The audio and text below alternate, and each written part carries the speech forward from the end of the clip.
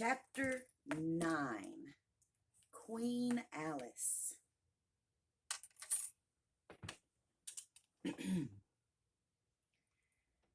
Well, this is grand, said Alice. I never expected I should be a queen so soon. And I'll tell you what it is, your majesty, she went on in a severe tone. She always was rather fond of scolding herself. It'll never do for you to be loiling around on the grass like that. Queens have to be dignified, you know.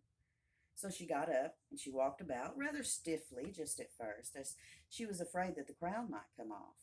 But she comforted herself with the thought that there was nobody to see her. And if I really am queen, she said as she sat down again, I shall be able to manage it quite well in time. Everything was happening so oddly that she didn't feel a bit surprised at finding the Red Queen and the White Queen sitting close to her, one on each side. She would have very much liked to ask them how they had come there, but she feared it would not be quite civil. However, there would be no harm, she thought, in asking if the game was over. Please, would you tell me, she began, looking timidly at the Red Queen. Speak when you are spoken to, the Queen sharply interrupted her. But if everybody obeyed that rule, said Alice, who was always ready for a little argument, and if you only spoke when you were spoken to, and the other person always waited for you to begin, you see, nobody would ever say anything, so that ridiculous, cried the Queen. Why, don't you see, child? And here she broke off with a little frown, and after thinking for a minute, suddenly changed the subject of the conversation. What do you mean by if you really are a queen? What right have you to call yourself so? You can't be a queen, you know, till you've passed the proper examination. And the sooner we begin, the better. I only said if, poor Alice pleaded in a piteous tone. The two queens looked at each other, and the Red Queen remarked with a little shudder, She says she only said if. But she said a great deal more than that, the White Queen moaned, wringing her hands. Oh, ever so much more than that. So you did, you know, the Red Queen said to Alice. Always speak the truth. Think before you speak, and write it down afterwards. I'm sure I didn't mean, Alice was beginning, but the Red Queen interrupted her impatiently. That's just what I was complaining of.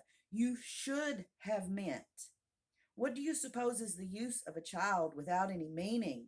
Even a joke should have some meaning, and a child's more important than a joke, I hope. You couldn't deny that, even if you tried with both hands. I don't deny things with my hands, Alice objected.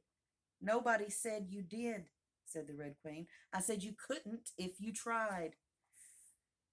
She's in that state of mind, said the White Queen, that she wants to deny something, only she doesn't know what to deny.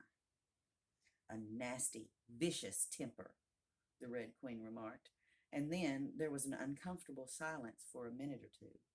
The Red Queen broke the silence by saying to the White Queen, I invite you to Alice's dinner party this afternoon. And the White Queen smiled feebly and said, And I invite you. I didn't know I was to have a party at all, said Alice, but if there is to be one, I think I ought to invite the guests.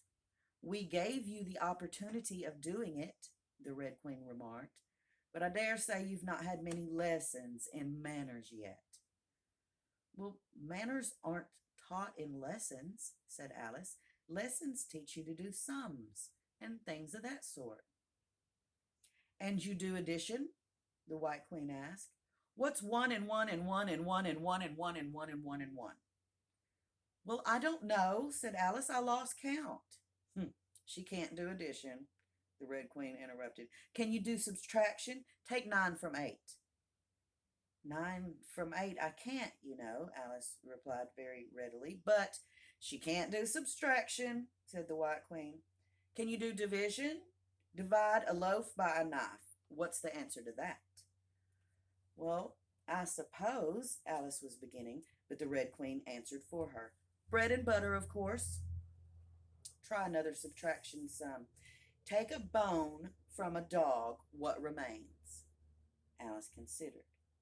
Well, the bone wouldn't remain, of course, if I took it, and the dog wouldn't remain. It would come to bite me, and I'm sure I shouldn't remain. Then you think nothing would remain? Said the Red Queen.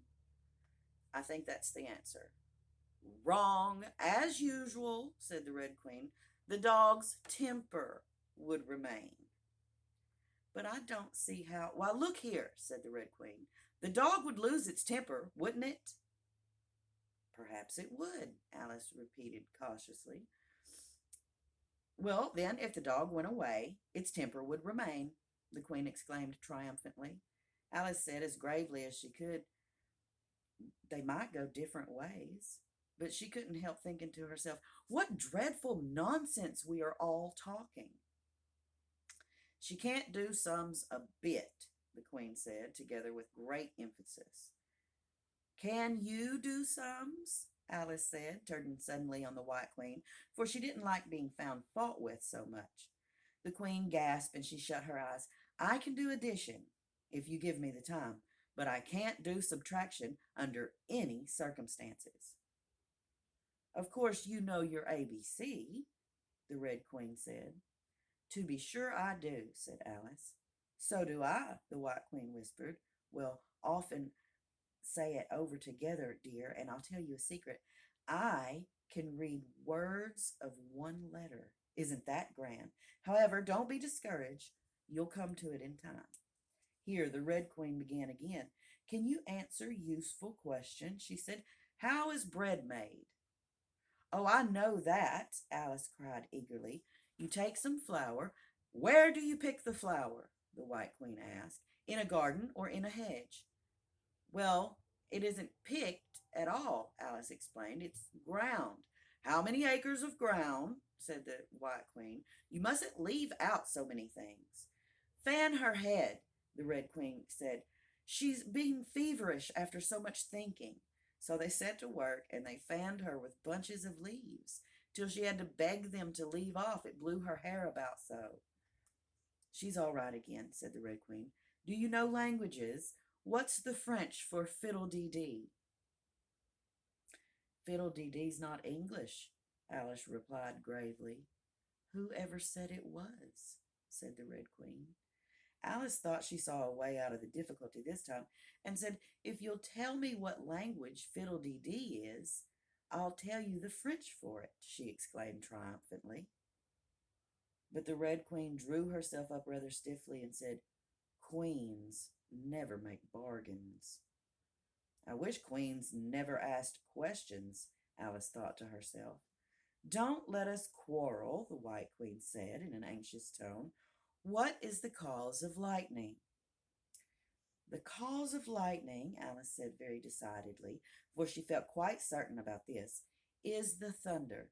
No, she hastily corrected herself. I meant the other way. It's too late to correct it, said the Red Queen. When once you've said a thing, that fixes it, and you must take the consequences. Which reminds me, the White Queen said, looking down and nervously clasping and unclasping her hands. We had such a thunderstorm last Tuesday. I mean, one of the last set of Tuesdays, you know. Alice was puzzled. In our country, she remarked, there's only one day at a time. The Queen said, well, that's a poor, thin way of doing things. Now here, we mostly have days and nights 2 or 3 at a time, and sometimes in the winter we'll take as many as 5 nights together, for warmth, you know. Are 5 nights warmer than 1 night? Alice ventured to ask. 5 times as warm, of course. But they should be 5 times as cold by the same rule. Just so, cried the Red Queen. 5 times as warm and 5 times as cold, just as I'm 5 times as rich as you are and 5 times as clever. Alice sighed and gave it up. It's exactly like a riddle with no answer, she thought.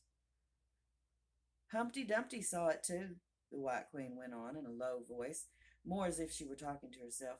He came to the door with a corkscrew in his hand. What did he want? Said the Red Queen. He said he would come in, the White Queen went on, because he was looking for a hippopotamus. Now, as it happened, there wasn't such a thing in the house that evening. Well, is there generally? Alice asked in an astonished tone.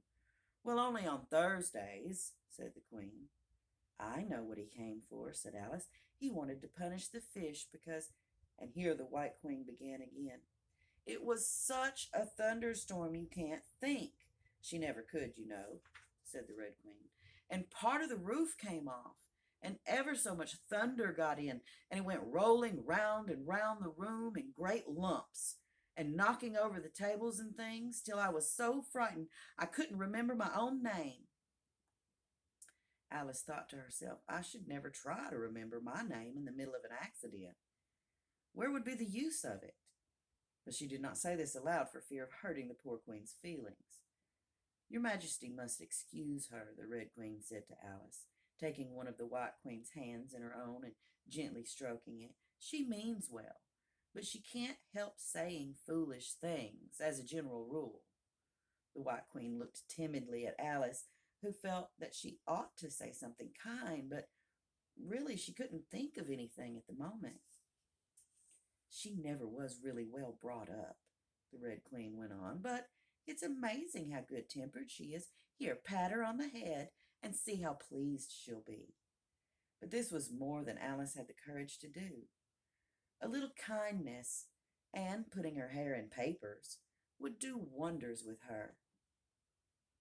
The White Queen gave a deep sigh and laid her head on Alice's shoulder. I am so sleepy, she moaned.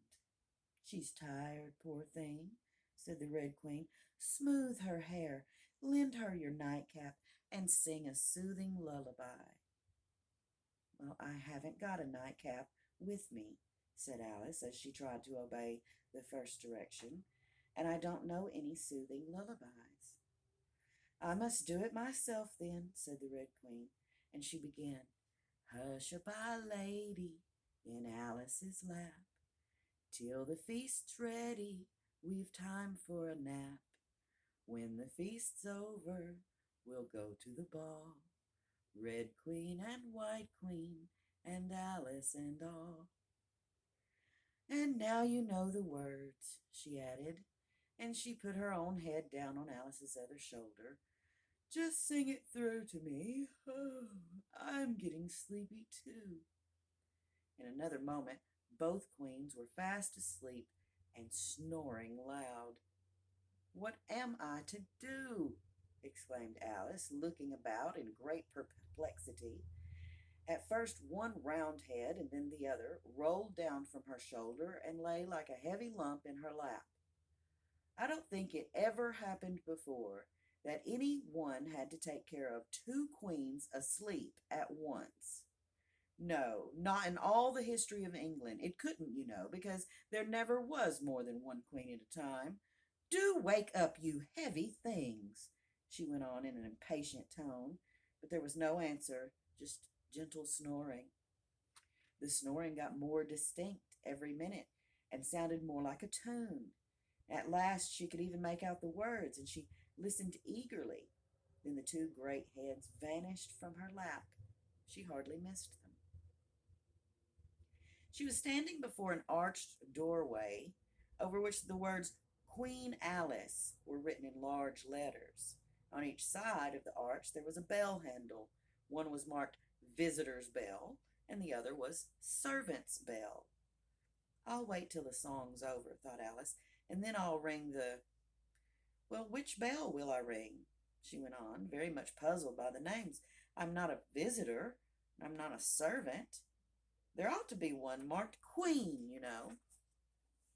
Just then the door opened a little way, and a creature with a long beak put its head out for a moment and said, No admittance till next week after next, and shut the door again with a bang. Alice knocked and rang in vain for a long time, but at last a very old frog, who was sitting under a tree, got up and hobbled slowly towards her. He was dressed in bright yellow and had enormous boots on. What is it now? The frog said in a deep, hoarse whisper. Alice turned round. ready to find fault with anybody. Where's the servant whose business it is to answer the door? She began angrily. Which door? Said the frog. Alice almost stamped with irritation at the slow drawl in which he spoke. This door, of course. The frog looked at the door with his large, dull eyes for over a minute. Then he went nearer and he rubbed it with his thumb as if he were trying whether the paint would come off. And then he looked at Alice. To answer the door, he said. What's it been asking of? He was so hoarse that Alice could scarcely hear him. I don't know what you mean, she said. Well, it talks English, doesn't it? The frog went on. Or are you deaf? What did it ask you? Well, nothing, Alice said impatiently. I've been knocking at it. Ah, you shouldn't do that. Shouldn't do that, the frog muttered. It vexes it, you know. Then he went up to the gate and he gave the door a kick with one of his great feet. You let it alone, he panted out as he hobbled back to his tree, and it'll let you alone, you know. At this moment, the door was flung open and a shrill voice was heard singing. To the looking-glass world, it was Alice that said, I've a scepter in hand, I've a crown on my head. Let the looking-glass creatures, whatever they be, come and dine with the Red Queen, the White Queen, and me. And hundreds of voices joined in this chorus. Then fill up the glasses as quick as you can, and sprinkle the table with buttons and bran. Put cats in the coffee and mice in the tea, and welcome Queen Alice with 30 times 3. Then followed a confused noise of cheering, and Alice thought to herself, 30 times 3 makes 90. I wonder if anyone's counting. And in a minute there was silence again, and the same shrill voice sang out another verse. O looking-glass creatures, quoth Alice, draw near. 'Tis an honor to see me, a favor to hear. 'Tis a privilege to have dinner and tea, along with the Red Queen, the White Queen, and me. Then came the chorus again. Then fill up the glasses with treacle and ink, or anything else that's pleasant to drink. Mix sand with the cider and wool with the wine, and welcome Queen Alice with 90 times 9. 90 times 9, Alice repeated in despair. Oh, that'll never be done. I'd better go in at once. And there was a dead silence the moment she appeared. Alice glanced nervously along the table as she walked up the large hall, and she noticed that there were about 50 guests of all kinds. Some were animals, some were birds. There was even a few flowers among them. I'm glad they've come without waiting to be asked, she thought. I should never have known who were the right people to invite. There were 3 chairs at the head of the table. The red and white queens had already taken 2 of them, but the middle one was empty.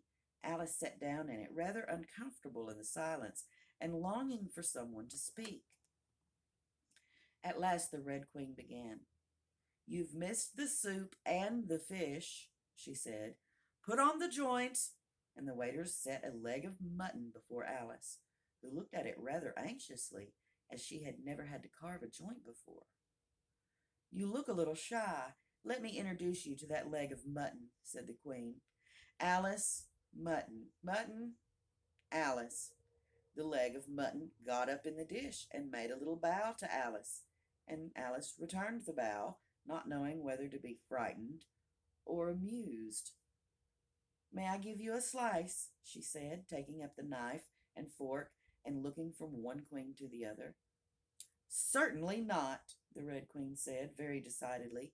It isn't etiquette to cut anyone you've been introduced to. Remove the joint. And the waiters carried it off and brought in a large plum pudding in its place. I won't be introduced to the pudding, please, Alice said rather hastily, or we shall get no dinner at all. May I give you some? But the Red Queen looked sulkily, and she growled, Pudding, Alice, Alice, pudding. Remove the pudding. And the waiters took it away so quickly that Alice couldn't return its bow. However, she didn't see why the Red Queen should be the only one to give orders. So, as an experiment, she called out, "Waiter, bring back the pudding." And there it was again, in a moment, like a conjuring trick. It was so large that she couldn't help feeling a little shy with it, as she had been with the mutton. However, she conquered her shyness by a great effort and cut a slice and handed it to the Red Queen. "What impertinence!" said the pudding. "I wonder how you'd like it if I were to cut a slice out of you, you creature." It spoke in a thick, suety sort of voice, and Alice hadn't a word to say in reply. She could only sit and look at it and gasp. "Make a remark," said the Red Queen. "It's ridiculous to leave all the conversation to the pudding." "Do you know, I've had such a quantity of poetry repeated to me today," Alice began, a little frightened at finding that the moment she opened her lips there was dead silence and all eyes were fixed upon her. And it's a very curious thing, I think. Every poem was about fishes in some way. Do you know why they're so fond of fishes all about here?" She spoke to the Red Queen, whose answer was a little wide of the mark. "As to fishes," she said very slowly and solemnly, putting her mouth close to Alice's ear, "Her White Majesty knows a lovely riddle, all in poetry, about fishes. Shall she repeat it?" "Oh, Her Red Majesty is very kind to mention it," the White Queen murmured in Alice's other ear, in a voice like a cooing pigeon. "It would be such a treat. May I?" "Please do," Alice said very politely. The White Queen laughed with delight and stroked Alice's cheek, and then she began. "First, the fish must be caught. That is easy. A baby, I think, could have caught it.